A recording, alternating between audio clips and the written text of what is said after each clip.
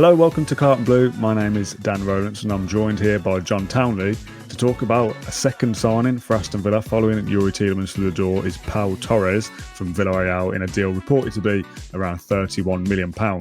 Now, as we're recording this video, it's 6:30 on Thursday evening. We're hoping to post this video on Friday morning, regardless of whether the Torres deal has officially gone through. All the media reports suggest that it's about to happen.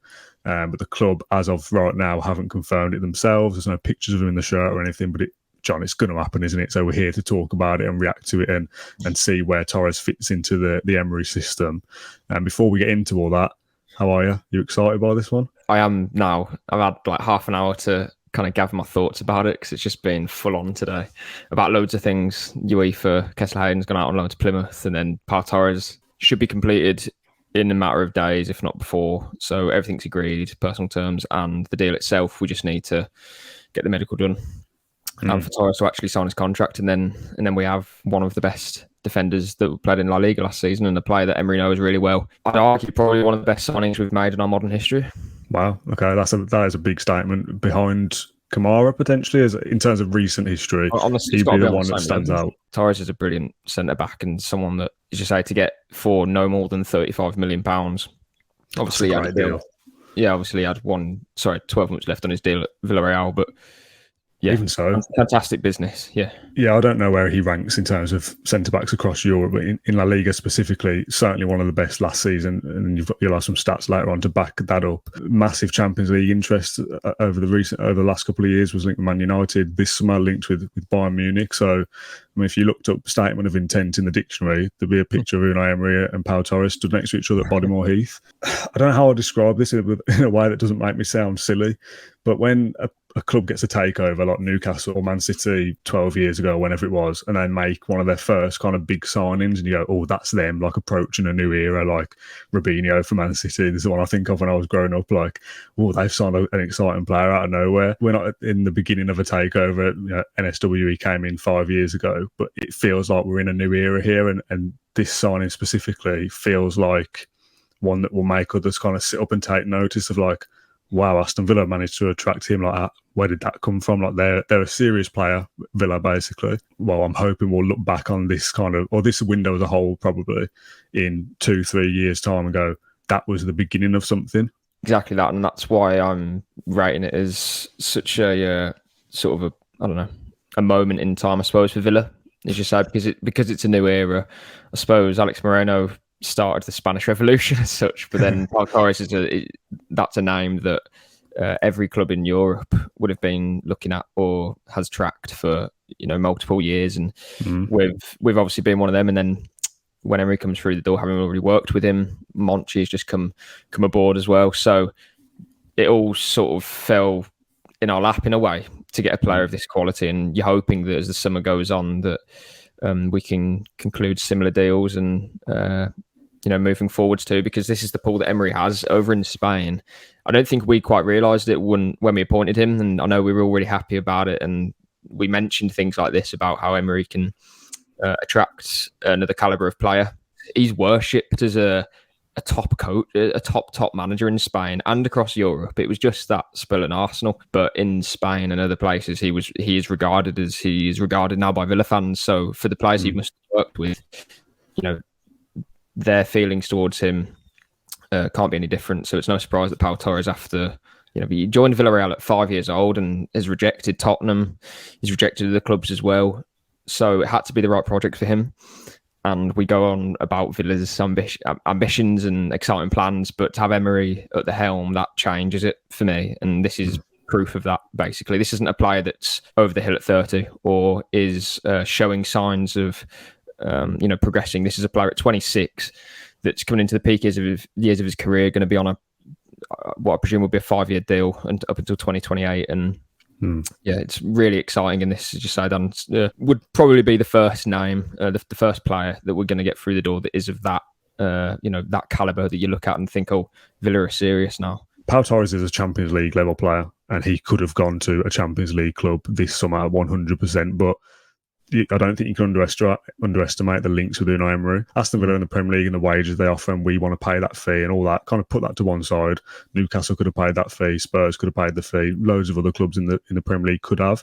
It's the Unai Emery factor that's brought Pau Torres to Aston Villa. As of right now, there's no official media or any quotes or anything because the deal isn't official just yet as we're recording. But there's a quote I found out from March 2021 from one of our sister titles, Football.London, from Unai Emery. I've been a coach in Sevilla, PSG, Arsenal, and I've never seen a centre-back like Pau Torres. That's some quote, isn't it? Emery rarely lavishes praise on many players as well, just from being that's true. Press conferences with him. And I mean, if he's ever asked about a player, he'd always sort of not swerve it. He'd say, yeah, well, they're doing well, but we can do more. So to put that on a player that he was working with at the time as well, because he was the Villarreal manager at that point, I don't think he's ever done that for anyone. So yeah, it's one thing to have the the whole thing. If Emery wants you, then you're probably a good player. But then because we know how good he is anyway, in terms of we know he's a Champions League player and he can play at that level. He's a Spain international. It all marries up to Aston Villa have just signed an exceptional footballer. So yeah, I'm just really excited to see how he plays against Walsall now. I love getting players in for the first day of pre-season. Like signing 3 or 4 or 5 exciting players in any point in the transfer window is obviously great because it's nice to have new players. But coming in like the week before the Premier League season starts, it's a quick turnaround to get them up to speed and getting to know their teammates and whatnot.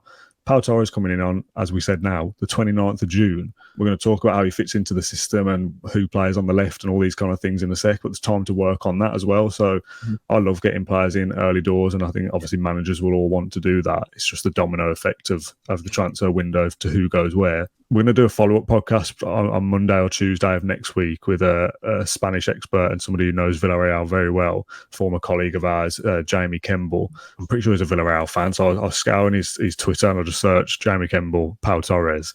I found a couple of tweets that I really liked. There's one here. Villarreal's Pau Torres, who's played the most minutes in Europe across the 2020-21 season, is flying from Tokyo after Spain's Olympics final, which I think they got second place, to Belfast to play in the Super Cup with Villarreal on Wednesday. Unbelievable commitment. We'll talk with him about like his strengths and weaknesses as a player, but as a character, one tweet there in isolation that he's a hard worker, he's a grafter, he plays a lot of minutes, so injuries aren't really an issue. Yeah. You want a bit of that, don't you? And we'll talk about in a sec how that fits into Aston Villa, because Pau Torres has not come here to be back up or sit on the bench behind somebody, and how that impacts our already good defence. But all the things I've read and the research I've done for this video, admittedly only in a couple of hours this afternoon, regardless of him as a player, as a character and as a personality, he seems to be an Emery fit as well. Yeah, and I think he would have been playing at the Euros as well before Tokyo. So that would have been a packed summer for him. Probably his first proper pre-season off as well at the moment. Yeah. Clearly the right attitude to say kind of commit himself to Villarreal as well. He's 26, and to be honest, I thought he was a bit younger because you hear about him all the time as like this upcoming promising player and someone that's going to, go on to great things, as Emery said. So clearly he's committed himself. He could have left Villarreal years ago. As I say, Tottenham came in and wanted to sign him, but he turned him down because he wanted to play in the Champions League with his boyhood club, which makes total sense. But you could imagine there was a lucrative contract at the end of that decision that he rejected. So he's not, he's not coming to the Premier League for any other real reason than to work with Emery. Alex Moreno and him are I believe the only Spanish players in the team, but you've got a whole coaching staff that's Spanish. He's going to settle well at Bodymore. The only thing he probably won't have is the weather. So it's all set up for him to have a really successful spell at the club. And again, I think that's something that for him was probably a major thing. He wasn't going to go to any Premier League team or any Italian team or just to Bayern Munich or whatever. I mean, they're all really good, opportunities. I'm sure they are. And maybe he would have gone to Bayern Munich, but previously he has turned down those sorts of opportunities. So firstly, it shows, what a player he is to get that level of interest. But then also, as you say, Dan, what kind of a character he is too. And Emery, again, isn't going to be buying any characters or any players that are going to either disrupt the dressing room. Or he wants players that are going to add to it on and off the field. And that's key. I read some quotes from Damien Vidigani as well, who said something similar about that kind of family feel. Monchi said something too. So there seems to be a real kind of community. We know there's like a South American contingent going on, and Alex Moreno sort of mingled in with that. And yeah, it all looks really good from the outside, and you hope that will continue moving forward. So we're going to talk a little bit about how he fits into Villa's system to a certain extent. 99% of fans would have looked at Villa's centre-half department, this summer and thought, we're pretty strong there, that isn't a priority. But if you want to build a squad that can compete on all fronts and ultimately challenge for trophies, when a player like Pau Torres comes available for way less than his release clause, which was rumoured to be 55 million, to get him for 30, which I still think is a very good fee, you have to act. You have to take part in that. You have to put your hat in the ring and say, we want him. We want a part of that. So it kind of opens up these questions of, does this mean we're now going to play a back three? Is it going to be a back four and he replaces Tyrone Mings as the other left footer in the Villa defence? Will he play with Tyrone Mings and have two left footers at centre half? Like, that's unusual. That's a little bit quirky. Part of me feels like it's kind of irrelevant. Like, if Unai Emery wants him, he will work out how he's going to use him much easier than you and me can discuss for the next 10 minutes or so. So I trust Emery that if this is the guy he wants, he knows exactly what he's going to do with him. When a player of Torres' calibre comes available, you have to act and make that deal happen, don't you? Yeah, for sure. That's the main point, really. Villa can't wait or be sentimental about any of this. When a player of that quality, as you say, comes available, you do everything you can to get them through the door, and that's what we've tried to do before Torres as well. Asensio, Nico Williams, all of those players, I suppose you can put in the pot of ambitious, I guess, because they're all Champions League players, and the vast majority might turn Villa down, but you have to try. I don't doubt that come the end of the window, we're going to have a very good squad, and there'll be two players per position that are both vying to play every game, and that's how it should be. You need that competitive, fierce competition in your team. Every training session needs to be like a match. That only then do you get success from it, because I've said it before, us as fans, we look at other clubs who have done so well over the last few years, like Tottenham and not necessarily Everton, but when they were going in Europe, like, I don't know, 6-7 years ago, you look at their squads and you think, oh, how the hell do they manage that? Having those players on the bench, and there must be unrest, and it doesn't have to be like that. There's different. It's having different solutions for different problems in different games, and Emery knows exactly what he's doing. I wouldn't sort of worry about, but what happens to Tyrone Mings or what happens to this player? And again, for those players, I don't think they'd be expecting to play every single game under Emery next season, because they're part of a journey that, with a bigger and better squad, they'll be more likely to win something with Villa, if that makes sense. And they all want to play more than each other, but ultimately that success comes from having, as I say, that fierce competition that improves everyone ultimately. We spoke about this on a recent video when we did our fantasy transfers. I feel like the conversation might have been lost for the people that didn't click on that, but we had a good chat about squad depth and managing a side of first team players and backup players. I just don't think that exists anymore, and that's something that we'll have to get used to as supporters, that it's not that Pau Torres has come in, that means Tyrone Mings will never play again. It's not simple as that. Yeah, Tielemans has come in. Where does he fit in? Who does he replace? It's not quite as simple as that. It's that you've got a squad of, instead of 11, 12, 13 players, you need 16, 17, 18 very good players that can all play in the first 11 without you thinking, so-and-so is not playing today. I fear for us this afternoon. Like, whoever comes in to replace so-and-so is also a very good player, and it's up to them to keep the shirt and create that kind of fierce competition. But you look at the centre-half specifically now, Torres, Mings, Konsa and Diego Carlos is some quartet between them. Obviously, there's some caveat of how will Diego Carlos react to the injury, kind of asterisk somewhere.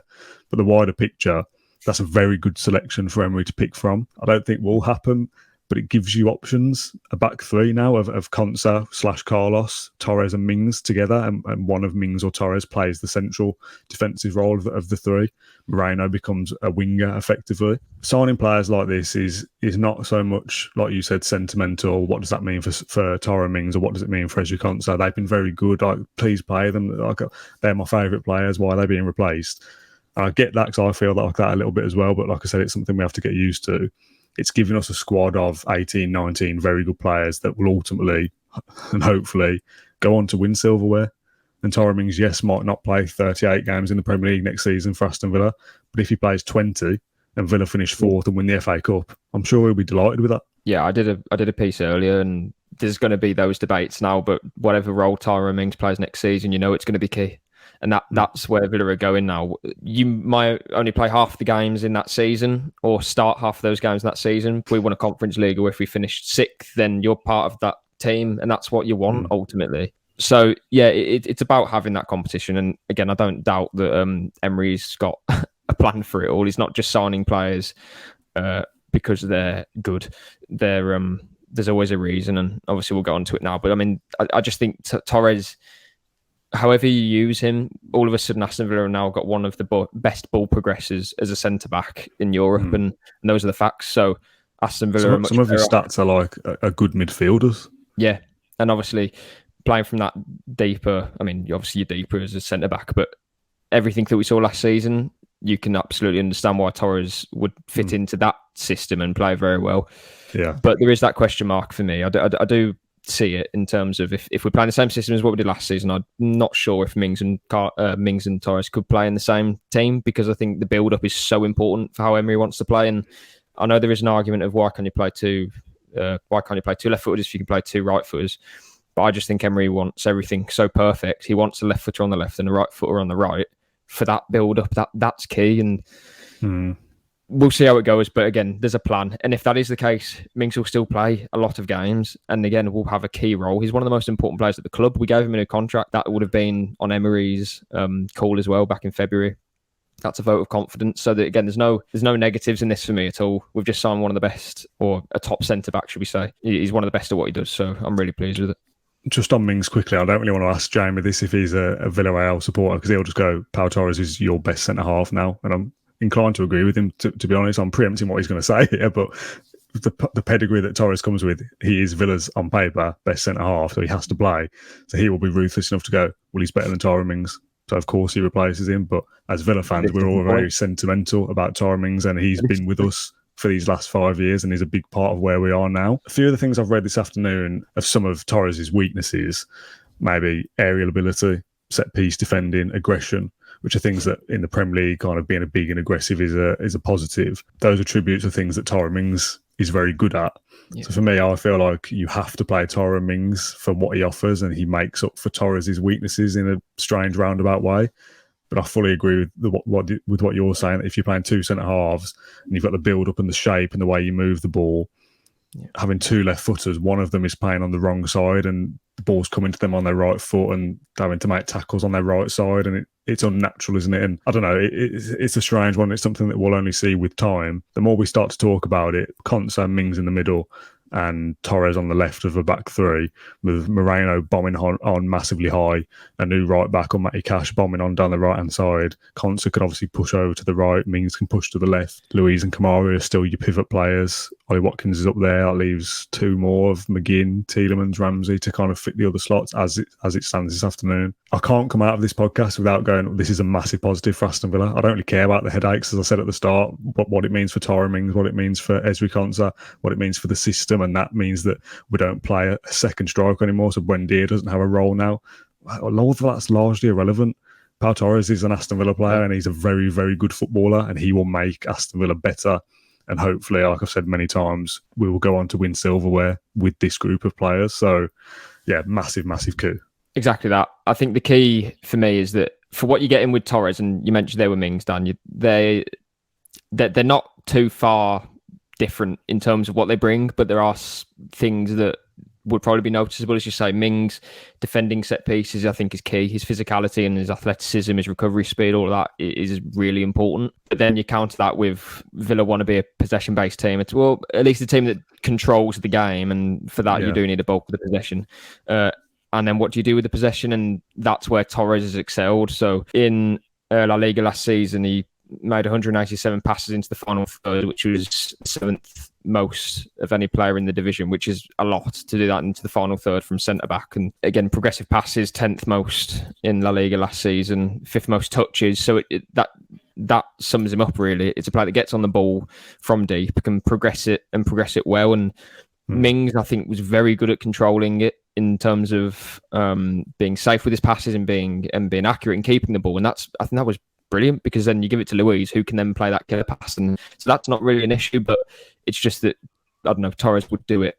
He'd move the ball into the final third potentially quicker, as I say, more 7th most passes into final thirds last season.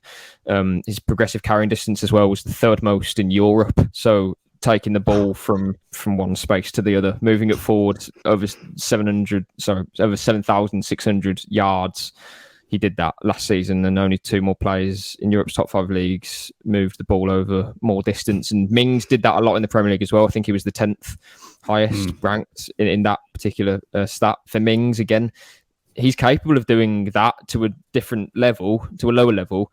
But then again, you flip it and say, well, we don't know how Torres is going to react to, things that Mings would react well to in terms of a defensive point of view. So, it's a debate that's going to kind of, I guess, ramble on, but a debate that's a good one, and it's healthy competition ultimately. And we'll see what Emery has planned, but whatever it is, we've got a player that is one of the best at doing what he does best in terms of moving the ball from back to front. Yeah, this conversation about what this means for a back 3 or back 4 with these other centre halves is going to look very silly when Emery's got a master plan to change him into a holding midfield role, isn't it? This is it. We literally don't know. No one's going to know, and I don't actually think it will be set in stone throughout the 38 games and Conference League stuff. And he doesn't, to be fair, he doesn't tend to change a lot, but he did go from playing the 4-2-3-1 at Sevilla to then going 3 at the back at Arsenal. He's taken over a Villa team and signed no one apart from a left back, so he hasn't put his stamp on it yet. Maybe if he does, then we'll be going to a back 3. I don't know, and no one will know until that Newcastle game, I suppose. And in pre-season, I wouldn't be surprised if we saw different things. So yeah, it's all exciting though. And again, whatever happens, it's nothing to be sort of fearful about. It's all positive. So get involved in the comment section as always. We're kind of throwing out content at the moment. We did our interview this week with former masseur at Villa, Alex Butler, who's there for 13 years. Had some great stories in there. The reaction to that already today has been very good. So I'll stick a clip in this podcast to go and plug that as well. A lot of the time, lads just need to get stuff off their chest. In our room, in our cave, no one was afraid to talk. And we always reminded them that it could be worse. They could be a masseur. If you win on Saturday, we'll do it your way, but if you don't win, we'll do it my way. And the lads never wanted to do it the gaffer's way. If you really want to know what I sang, go on. I sang I'm a Little Teapot. I had nothing else in my brain apart from I'm a Little Teapot. Kind of my limited experience of massage would be, I don't know, the dim lights, the whale music, the none candles. of that. I can't imagine much of that going on in the basement of Bodywall. No, not at all. There'd be a knock at your door, you'd open the door and a bin full of water comes and goes everywhere. And you just name names? I got a feeling it might be Lansbury because he was a bit like that. Yeah. He'd end up as like a little mini camp at, say, the Belfry before home games for 2-3 days to keep everyone in a bubble. Even as a masseur, it was difficult because Premier League rules stated that you were only allowed to be with lads for 15 minutes of contact at a time, which lads hated because they'd want to lie there for hours. He would never let the lads down. He'd never let the club down. And despite going through everything, he was positive, he was bubbly around the lads. All that we were saying, Stan. And he was like, come on, we're all right. The exact moment I knew we were getting promoted was Rotherham away. Straight after the game, we've gone, we're going up here. No one's going to beat us. We just knew. We'll be back at the start of next week recording a video on Monday with Jamie Kemble, who I'm pretty sure he's a Villarreal fan, but I will check that before Monday. He used to work with us and he knows a lot about Spanish football, so he'll give us more insight into Torres and what he offers on the pitch, his strengths, his weaknesses, all those kind of things, kind of the lowdown on Pau Torres. So come back for that. John, thanks for your time this evening as always, and go and enjoy the rest of your Friday and your weekend. Thank you very much for watching, and we'll see you soon.